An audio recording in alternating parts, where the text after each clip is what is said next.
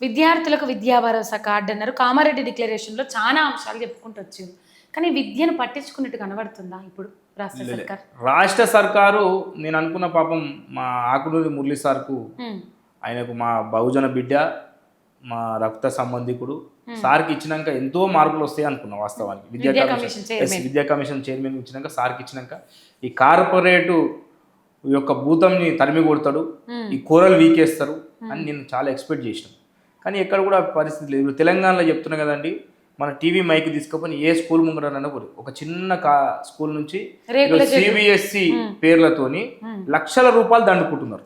ఈరోజు దేశంలో మనం మొదటి స్థానం దేనికి వస్తున్నామంటే రేపో మాపు వస్తాం. ఇక ముంబై ఫస్ట్ ఉండే, ముంబైని దాడతాం.